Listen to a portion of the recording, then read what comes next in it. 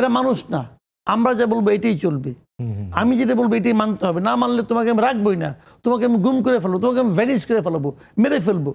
এই চিন্তাটা এদের মধ্যে কিন্তু ঢুকছে এইখানে এসে, এবং এই জন্য শাস্তি হওয়া উচিত। আমি তো এটাও বলি, আমি আপনার সংক্ষেপে এটাও বলি যে যত লোক আওয়ামী লীগের মন্ত্রী ছিল 14 বছরে, যত লোক এই 15 বছরে যত লোক ছিল সব মন্ত্রীর তালিকা করেন, যত লোক আওয়ামী লীগের সেন্ট্রাল কমিটিতে ছিল সবার তালিকা করেন, যত লোক আওয়ামী লীগের এমপি হয়েছে তাদের তালিকা করেন, যত লোক আওয়ামী লীগের এমপি হওয়ার জন্য মনোনয়নপত্র কিনেছে তাদের তালিকা করেন, সব করেন। যত লোক আওয়ামী লীগের জেলা কমিটিতে ছিল তাদের তালিকা করেন, এই সবাইকে বিচারের আওতায় নিয়ে আসেন। বুঝতে পেরেছি। কিন্তু আওয়ামী লীগ কেন ভাই বাস পুরাবেন কেন ভাই? বাস পুরানোর এখতিয়ার আপনাকে দেওয়া হয় নাই, এবং আলটিমেটলি আপনি পুরোতে পারবেনও না।